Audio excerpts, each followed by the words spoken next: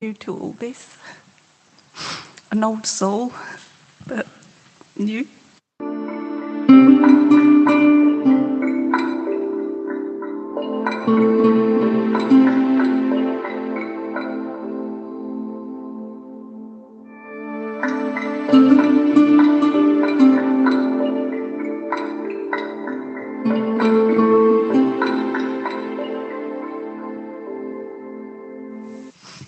Namaste, Mooji. Namaste.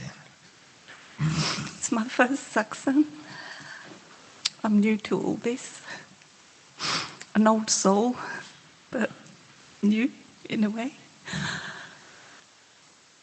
There's just been so much pain in my life, Mooji, for the last 5 years. I lost my husband and I lost my son.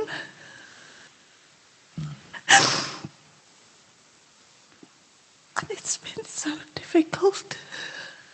I don't know who I am anymore.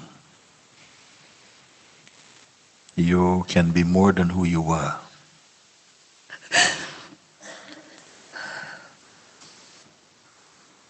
Sometimes something must come to some beyond any shape that you have held to be yourself. Something is greater than this. Let the life of your husband and your son take the darshan of that, because it is to bring you into the fullness of yourself. So honor their life by finding yourself. This would be good. Don't grieve for them. You don't help.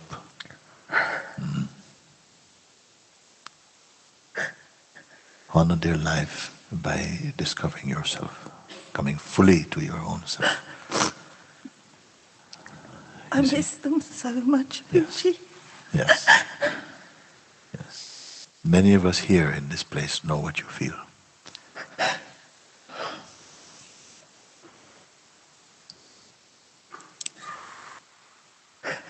But this is a mighty existence. And there are endings which are not endings but beginnings as well.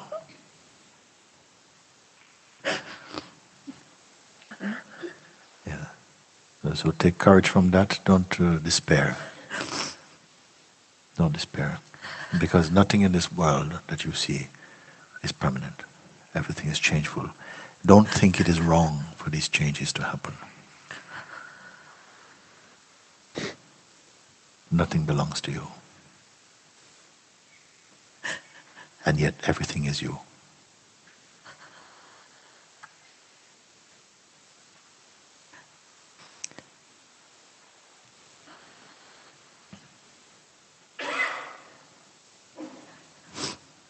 The journey seems to be a long one. Yes. Only when viewed through the mind. When viewed through the mind, there comes even a journey even. And yet the self, there's no distance.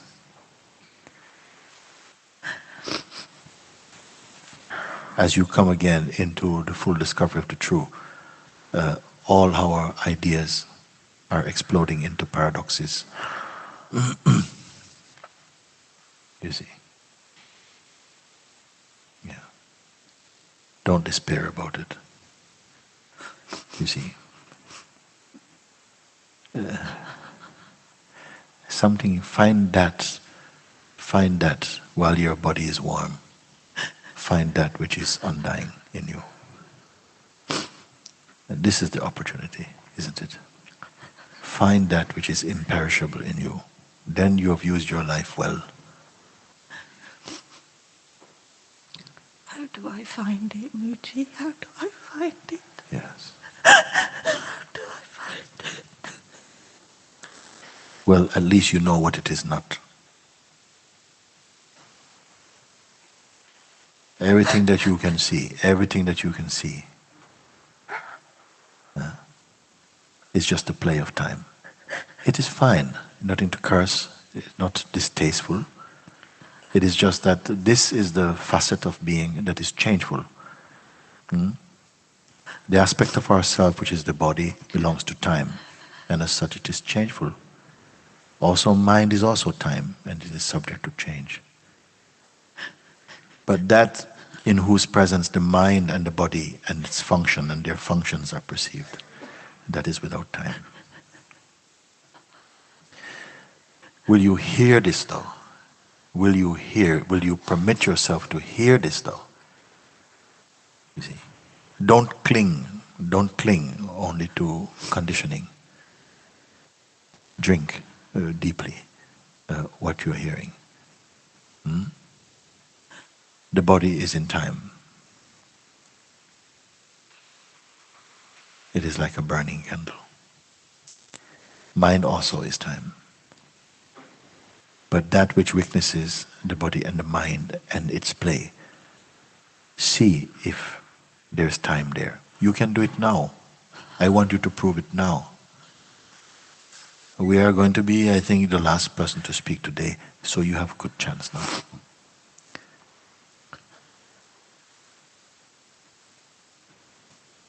You can see the body is changing. The mirror tells you your body is changing. Your friends tell you your body is changing. Hmm? Your feelings tell you your body is changing. It's changing, and it is fine. It is always changed. The body of Christ also changed. All the bodies are changing. Hmm? Mind also is not stable. It is always changing. Your idea you have of who you are is always changing also. Isn't it? The idea we have of who we are is always changing. How you felt when you were 15 years old and when you were 20 or 25, they are different images, different identities are there. And so it continued to roll along through the years, changing, you see. Hmm? What witnesses all these changes?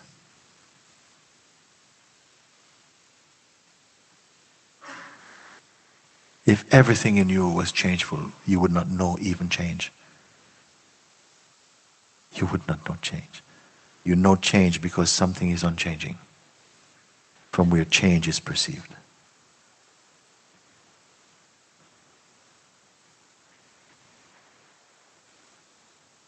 You're not merely the body-mind. Witnessing of the body-mind is the power in you. And it is here. How can it be missed? Just don't try to give it a shape, don't give it a name, don't give it a form. It is not gender.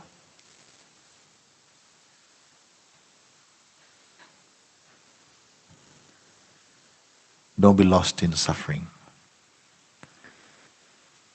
And don't make anniversaries out of your pain. Look. Because the power is in you to look, and look now. Don't look later, look now. All that you see, as I said, is transient, play of time. Isn't it? Who can refute that? And mind also is not constant. It is also passing. What witnesses mind? What witnesses thought? What witnesses emotion? What witnesses relationship? What witnesses even the sense I in all its various shapes and modes? It is being perceived. From where? I don't want the answer because it will quickly turn into a concept. The fact is already there that they are perceived. If they are perceived, can that which perceived them be perceived? Everything is perceivable. Thoughts, emotion, time, change, objects, relationships, all is perceivable. All is perceivable. That which perceived them, can that be perceived?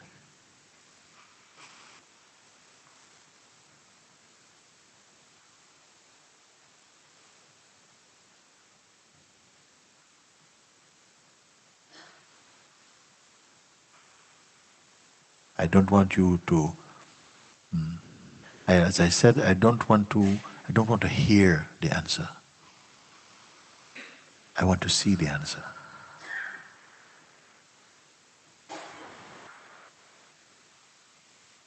how to meet the answer.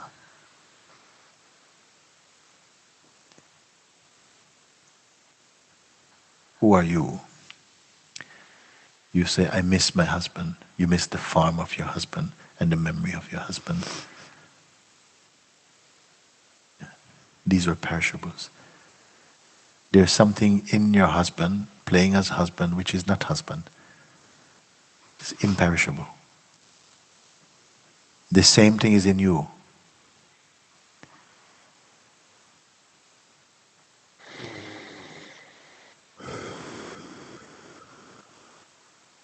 Don't just seek remedy for a sore heart. Use it to find that which is imperishable. Are you hearing what I'm speaking, or should I tone it down?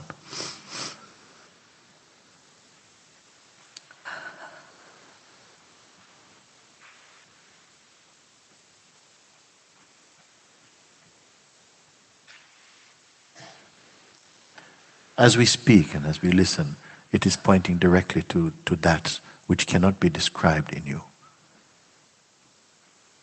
If you give it to your mind will only want something that it can measure. It's always looking for something that has a texture or a shape or a size. Because mind is like, in a way, functions as the instrument for measuring change, variety, and for interpreting. And it cannot interpret that which is. The very act or the intention of the mind to interpret or to measure itself is perceived in that which is immeasurable. Do you understand this inside your heart or not?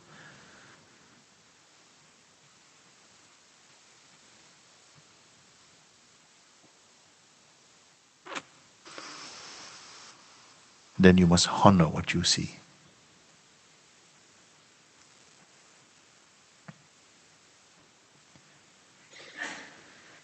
Don't look for another remedy that your mind is projecting.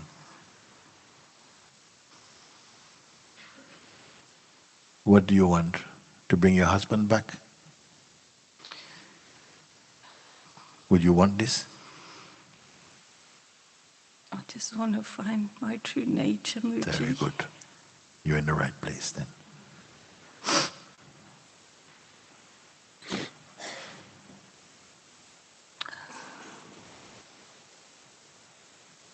What stops you from finding it right now?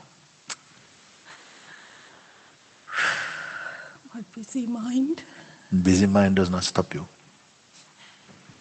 Busy mind does not stop you. Let the mind be busy. Let the mind be busy. You are not going to be found in the busyness and the business of the mind. Let's be clear about it. We use a lot of excuses. My mind is so busy. Well, you're not going to be found in your busy mind. Let busy mind be busy. That which is aware of busy mind but is not caught up in the traffic of busy mind and busy thinking. Do it. Take me seriously just for 1 minute. Follow what I'm speaking. You say your busy mind stop you. I say no, it does not stop you. In fact, you cannot be stopped. You cannot be stopped. Anyway, you're not going anywhere to be stopped.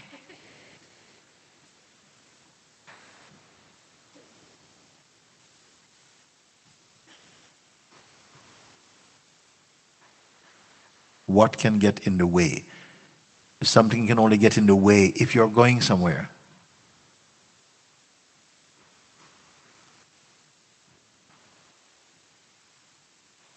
So tell me another reason, another thing.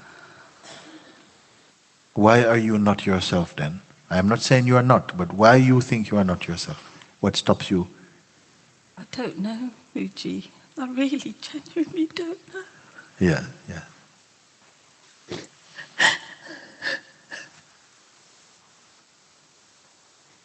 The belief that you are something other than what you are takes over, appears to. By all means, it is fine and healthy to feel grief for the loss of your family. This is a natural thing.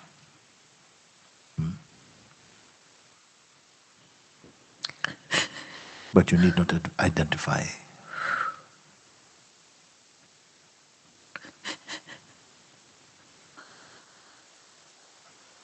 You're not going to recognize the truth by being a wife, holding I'm a wife. There's no wife truth. There's no husband truth. Sometimes I think only these things are, you can sell these things in America. Consciousness for women, and consciousness for men.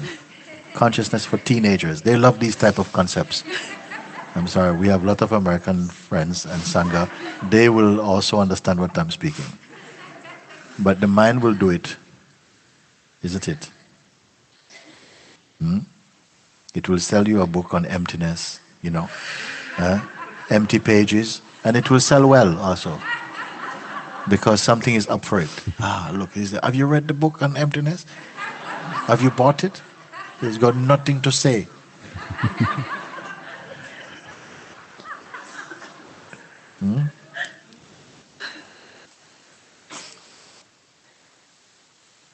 Nothing stops you from yourself. This is just a very crooked idea. Nothing stops you from yourself. The fascination for an idea we call ourself, an involvement with that, a belief in that, a faithfulness and a loyalty to this idea, keeps us preoccupied being something you're not. And that will make you feel, yes, why can't I realize this? I want to realize yourself. And I said, no, you don't.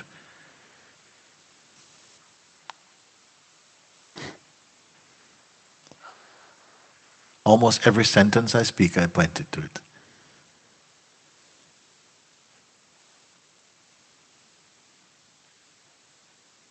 Almost every sentence I speak, I point to this. And you look like goldfish.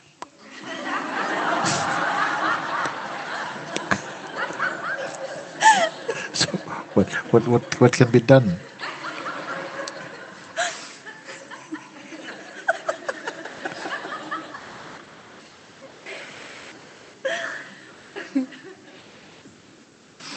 Now she's laughing, you see, at this. Even your grief, you can laugh also. I feel so stupid now. Why? I don't know, just feel silly. But if you're going to feel silly, at least enjoy,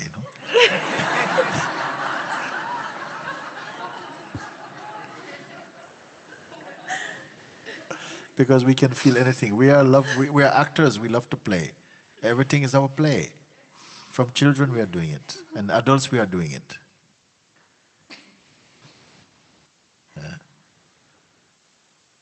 You are the supreme, the perfect self. Playing a game called, how can I find myself?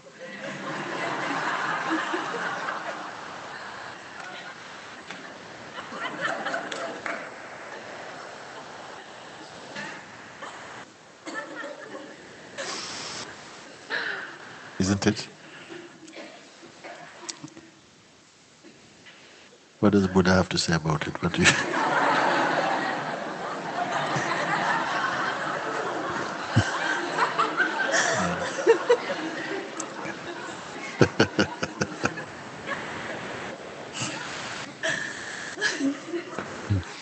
Do you know, it doesn't even feel real. It doesn't. It's true, because I thought you were speaking from this box just now. I was like, what?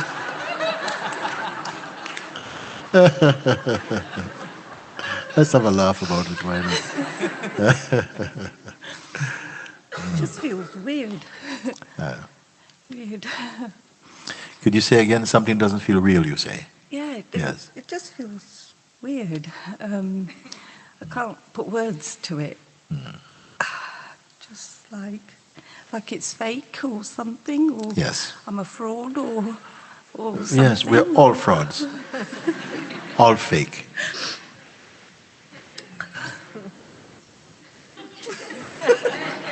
It is true. It's all fraud, all fake. Are you fake? Yes?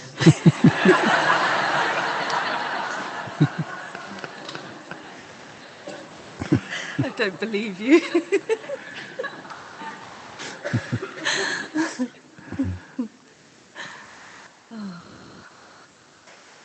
It feels so good to talk to you, Mooji.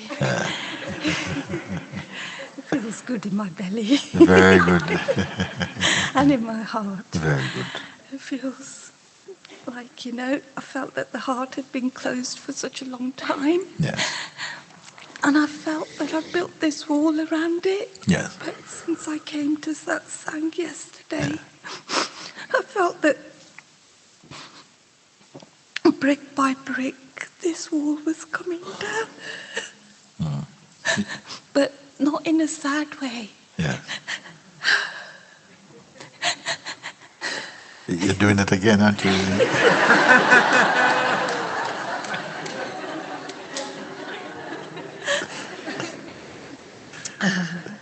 And I kept putting my hand up, Yeah. But it feels good. It feels good. Feels good. Very good. Okay. Feels like I've come home, Mooji. Very good. And I've been searching for a long time. Yes. And I ended up, my parents were born in India. I'd never been to India. And then I ended up in Tiru, and I didn't know what a satsang was. To me, satsang was where you go and sing. When you what? Bhajans, where you go and sing. When you go and sing. Sing. Yes. So You can sing also. Yeah. You'll run if I sing. I would what? Run. Go and sing something.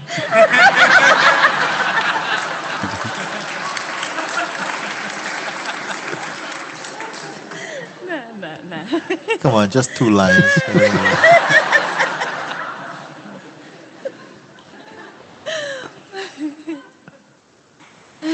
Seriously? Yes.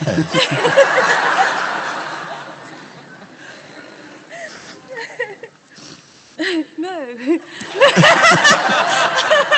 I've just seen the camera. No. No. Come. You're bigger than that. Okay. 2 words, yeah? Oh, no, 2 lines, not 2 2 lines. words. Yes. Okay.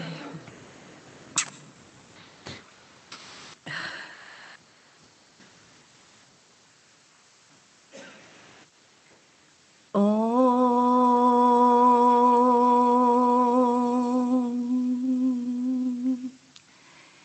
Shri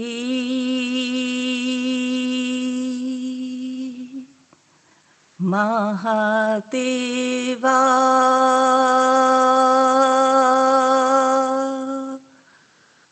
Om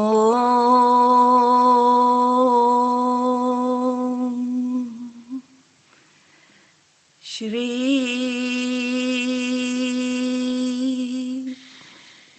Satchananda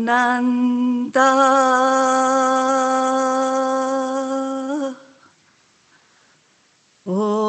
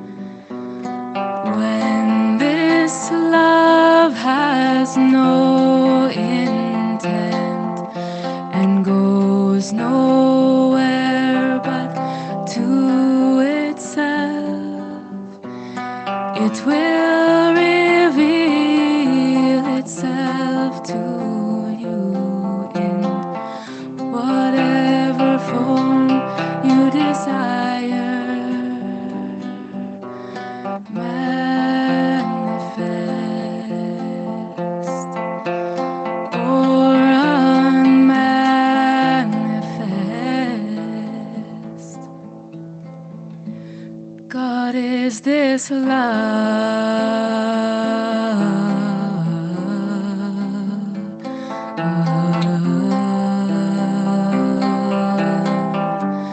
God is this love.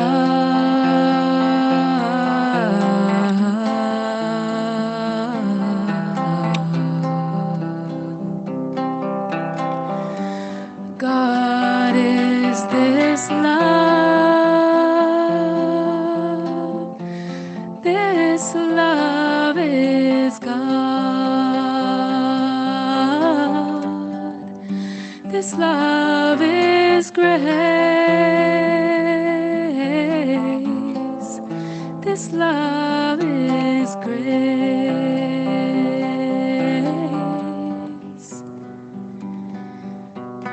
When you are called by this love, rest inside your heart.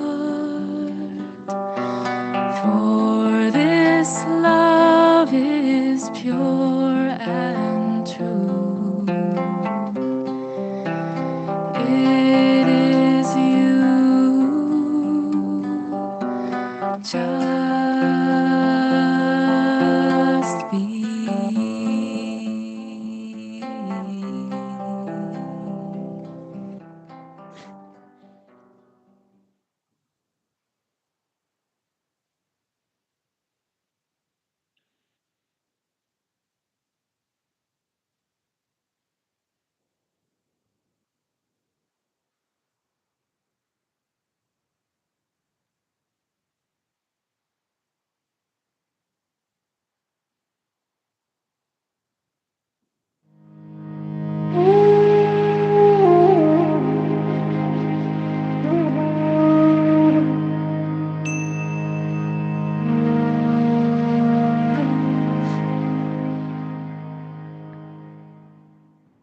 Just learn to just disengage. Learn this simple thing.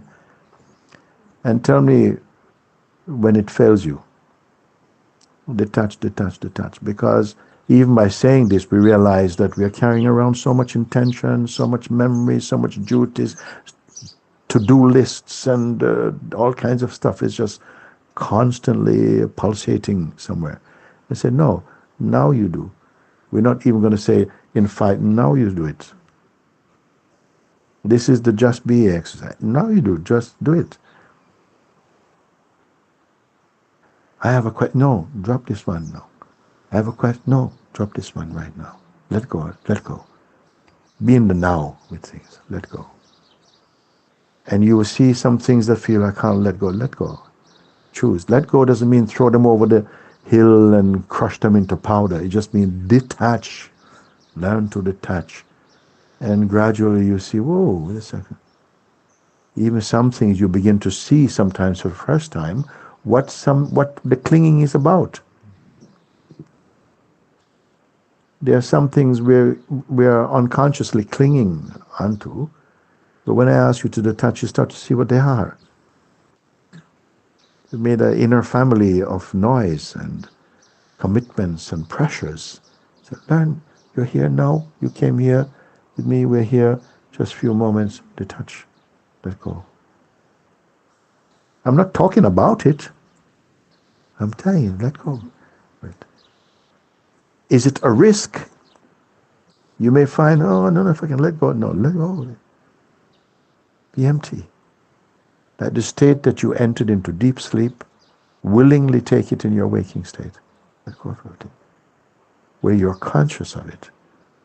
Who is on board with this right now? Yeah, do it. Do it right now. Do that. Just let. Sometimes the mind says, okay, I got it. No, let go of it. How empty can you be? And you realize that however old you are, maybe you've never consciously done this. We're always logged in to some intention, some kind of movement. No, just do it now. Empty, empty, empty. Even some things feel, oh no, I can't let go of. No, be like a detached weakness, but who has no shape.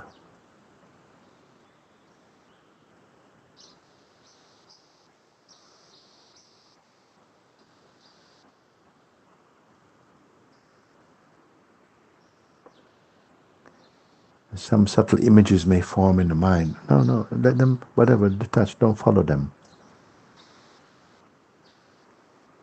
Discover that space of pure emptiness. Sometimes the mind will argue against it, but what's the point of that? You know, I mean, like, you know what that's like. No, let go, just do it. Persist.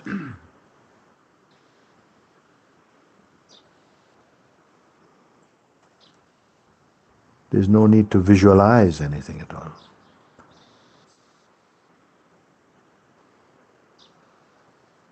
The very mind itself will often rebel in the beginning, as though it cannot bear this something. It's always counting something. Just let go.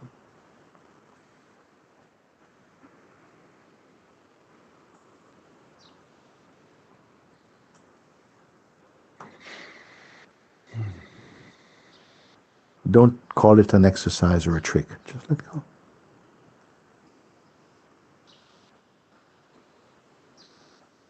You may catch the trickiness of mind. It's okay. Let him be there. Don't try and correct him. Just let go.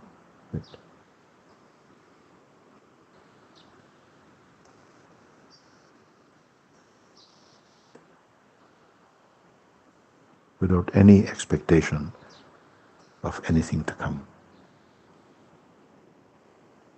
In this waking state consciousness, detached from all the stuff offered through the mind.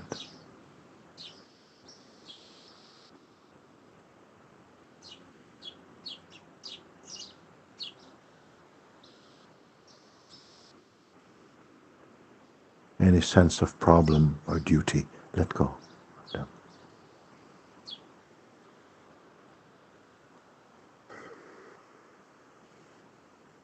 This freedom you have.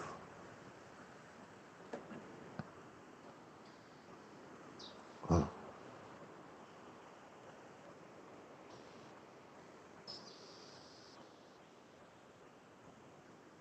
And don't go to sleep.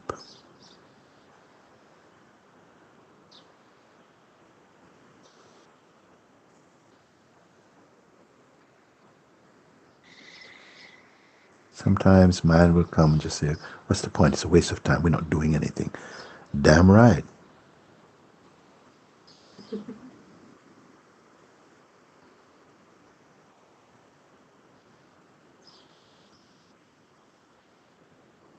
And not waiting. Don't touch next. Mind grows in next, no next.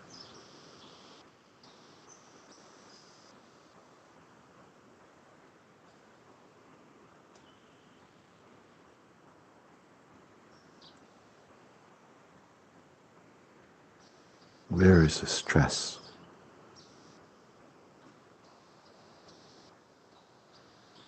Where are the techniques needed?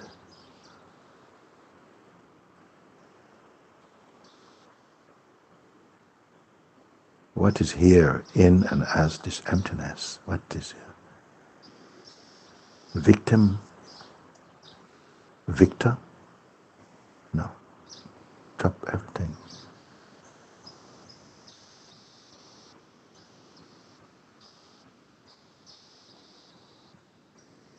Are you paralyzed? Bound? Worthless? Meaningless stuff. Value, no value, all this mind.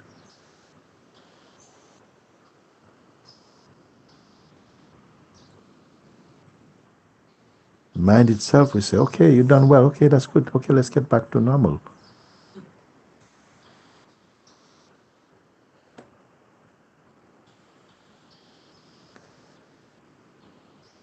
Are you bound? Are you bound? Paralyzed?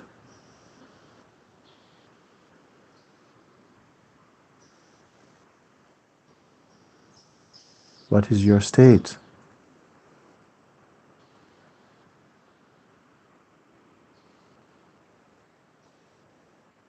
What are your obligations? Leave just for a moment. You deserve little time. Try.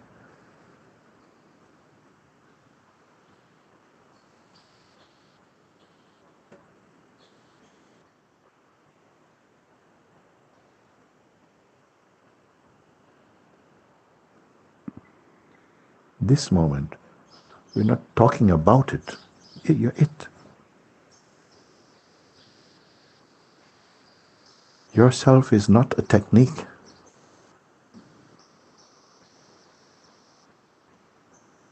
Does not have to prove anything.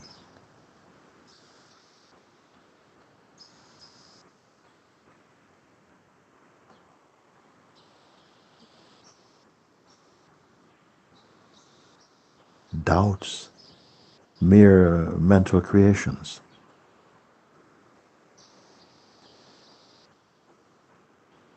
Even belief you don't need. Leave even belief. And disbelief, all these things. Leave for a moment. See when you reach suffering. Come on. When you reach suffering.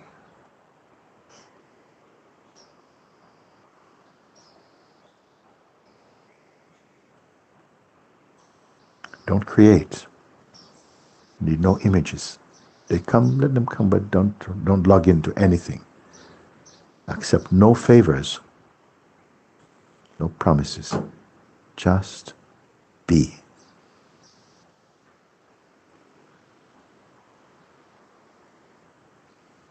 And to say just be, the be is not a verb, it's not to do be. It's here. Effortless. Complete.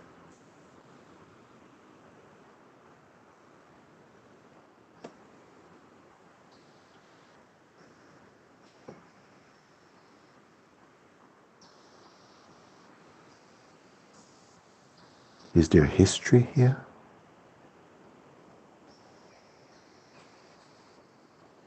Plans?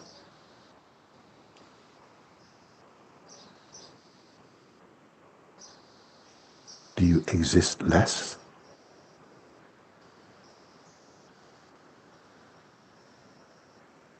Be here in and as the ground of being itself.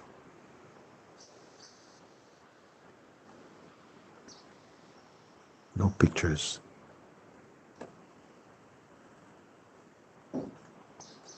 Is it in itself an exercise?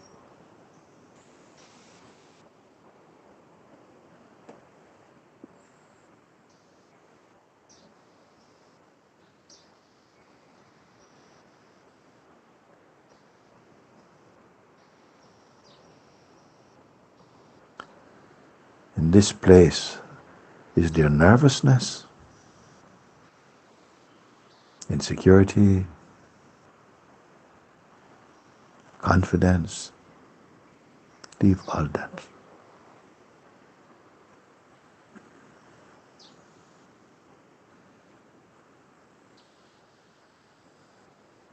Even the sense of presence.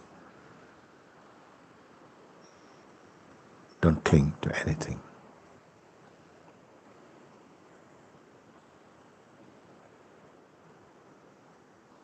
And stay awake.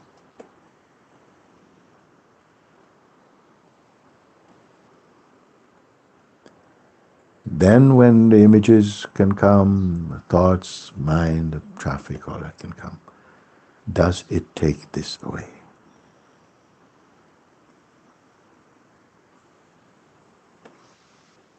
Actions, reactions, interactions unfold spontaneous.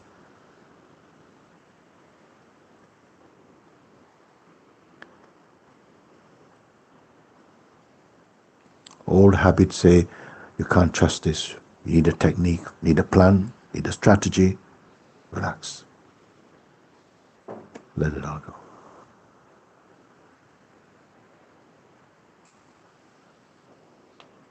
Move in this as this. The momentum of habit, force of habit, will try to reassert.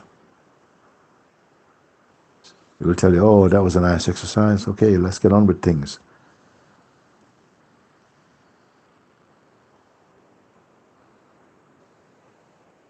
Let things get on. Find yourself in all of this. You're here. Pure, uncluttered, unrestricted awareness. Speak not about it. Marinate your attention in it.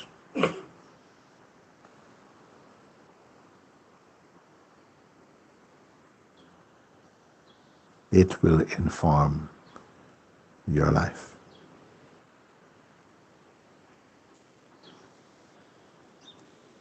Everyone is so tight.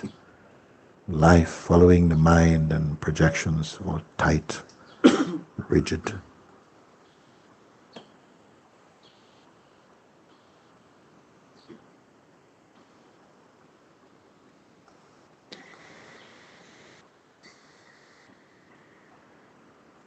And recognize this is not sleep.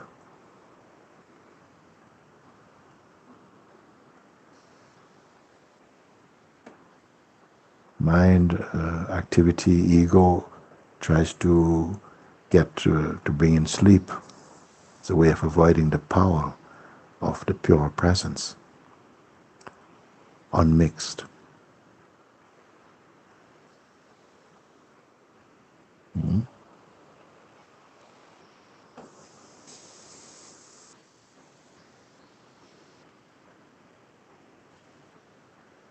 When will this be over? Where did it start? When will it be over?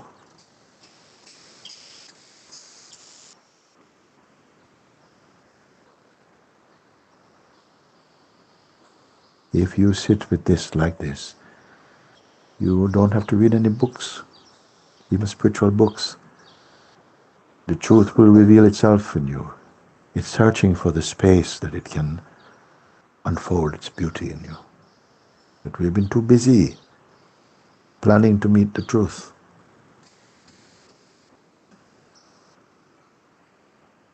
Truth and yourself are one.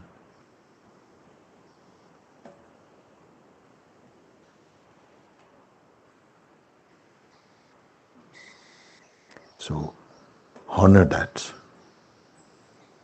When I say invest in it, all I'm saying,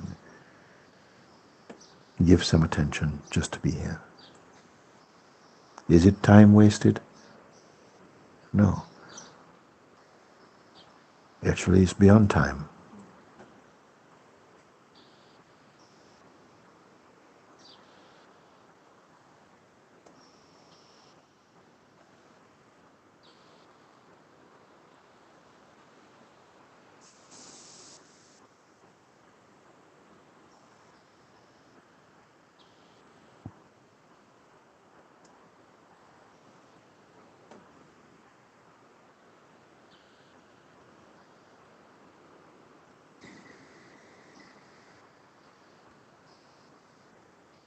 Okay, good.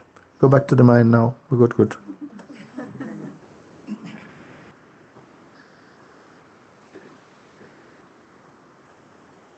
Throw it away. Throw it away. Throw this emptiness away. You've made use now. Do it.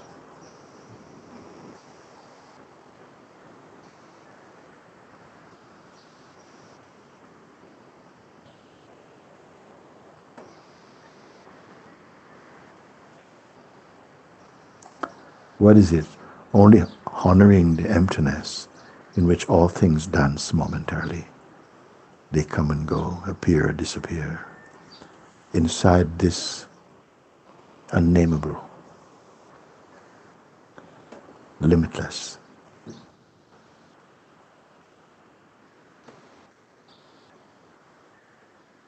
could you possibly be this?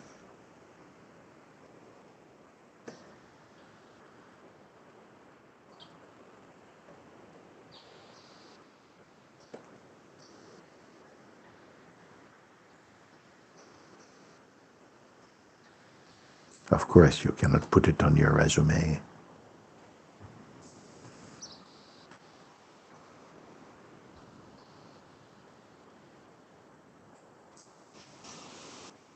Thank you.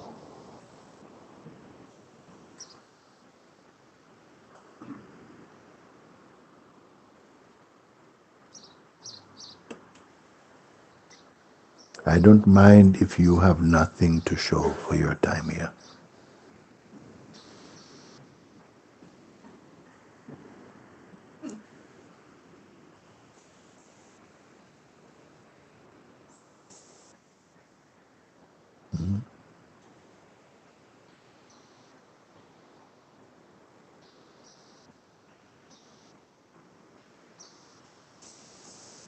Right.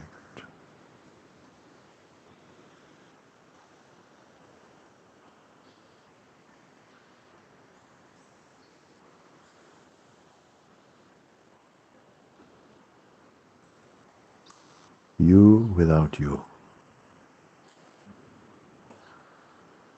Don't tell anybody about that.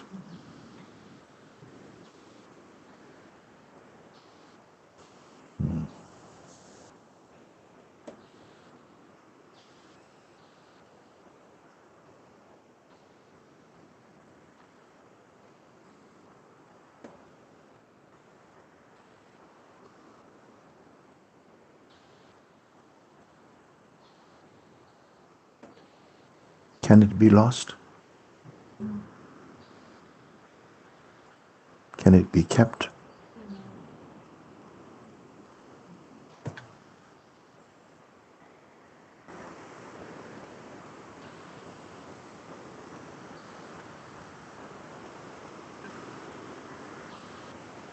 Can it be hidden?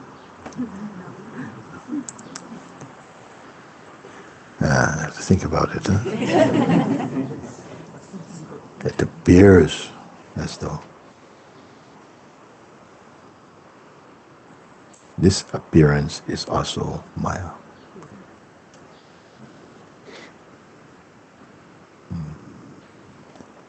Very good. Thank you.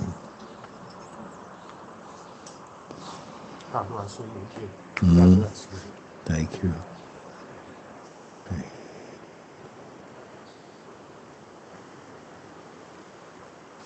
God bless all.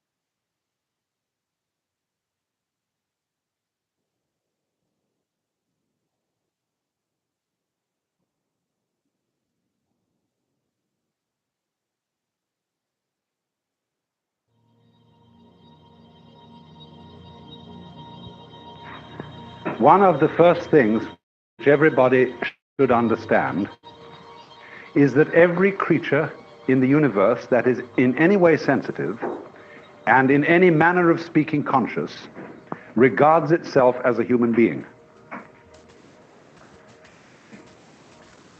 It knows and is aware of a hierarchy of beings above it and a hierarchy of beings below it. That is to say that wherever you are and whoever you are and whatever you are, you're in the middle. That's the game. Your senses extend a certain direction, in all directions, and therefore give you the impression of being in the middle. Because the definition of a person is where you look from. Now, everything in the world feels like that. And also it has its own kind. You see spiders and hydras and sea urchins and so on don't look very natural to us. We say, well, I wouldn't want to look like that. But they say when they see us, well, what kind of an awful thing is that? And what a lot of nonsense it does. Now, we come here right at the start to an extremely important principle, which is the different points of view you get when you change your level of magnification. That is to say, you can look at something with a microscope and see it a certain way. You can look at it with the naked eye and see it in a certain way. You look at it with a telescope and you see it in another way. Now, which level of magnification is the correct one? Well, obviously, they're all correct, but they're just different points of view. When we examine our bloodstreams under a microscope, we see there's one hell of a fight going on. All sorts of microorganisms are chewing each other up. And if we got overly fascinated with our view of our own bloodstreams in the microscope, we should start taking sides, which would be fatal, because the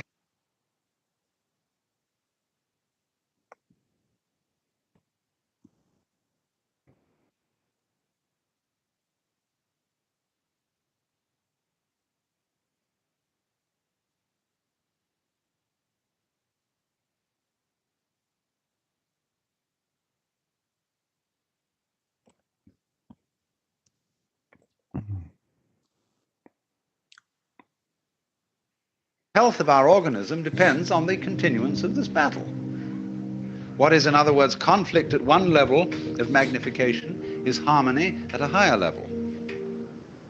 And could it possibly be, therefore, that we, with all our problems, conflicts, neuroses, sicknesses, political outrages, wars, tortures, and everything that goes on in human life, are a state of conflict which can be seen in a larger perspective as a situation of harmony?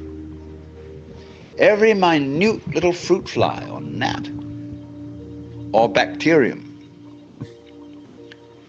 I will go so far as to say, is an event upon which this whole cosmos depends. This thing goes both ways. It's not only that every little organism which exists depends on its total environment. The reverse is also true, that the total environment depends on each and every one of those little organisms. So that you could say this universe consists of an arrangement of pattern in which every event is essential to the whole thing. Now, we screen that idea out of our consciousness just as we pay attention to the figure and ignore the background. So we see one way of looking at things, mainly that the organism is very frail against the environment. It lasts a long time, the environment, but the organism only lasts a short time. But actually, the whole thing is arranged in a polar system where the enormous depends on the tiny and the tiny depends on the enormous.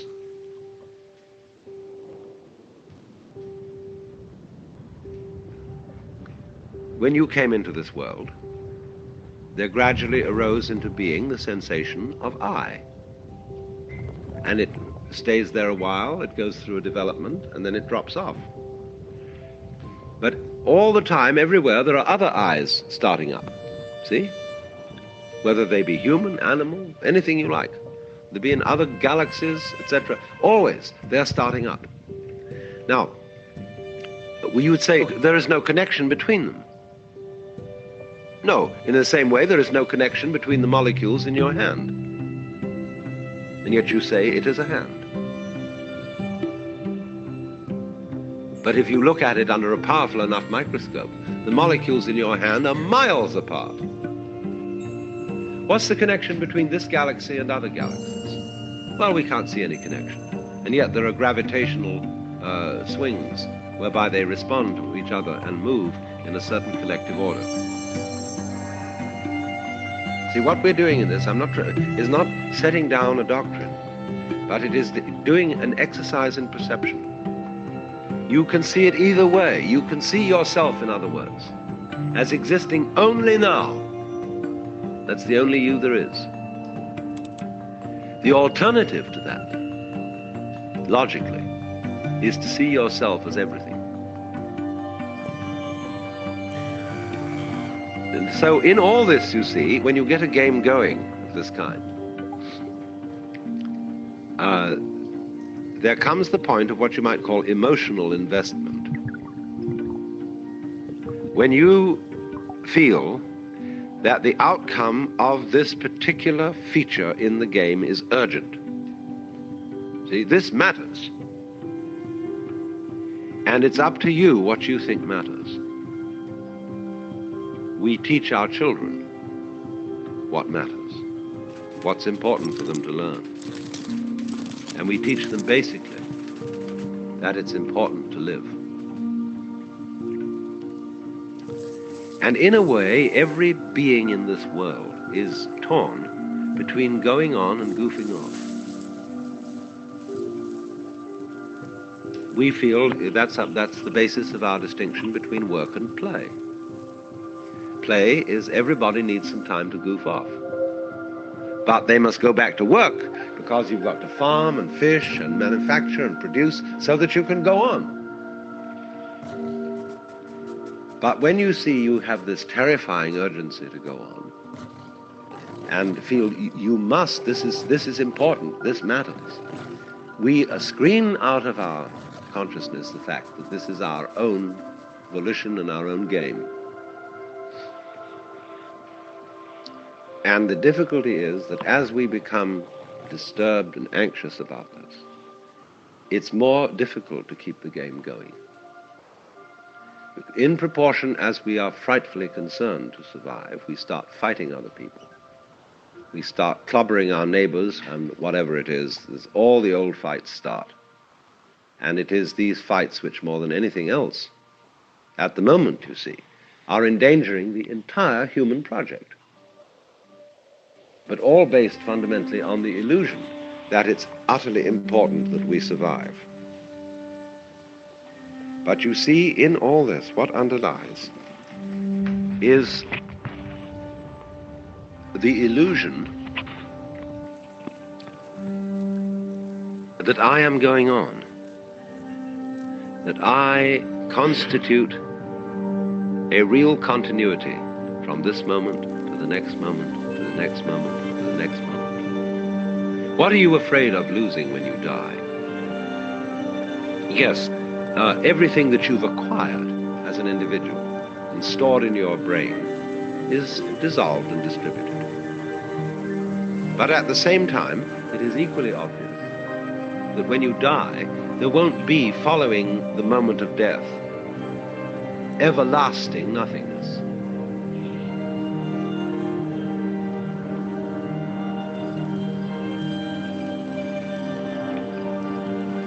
So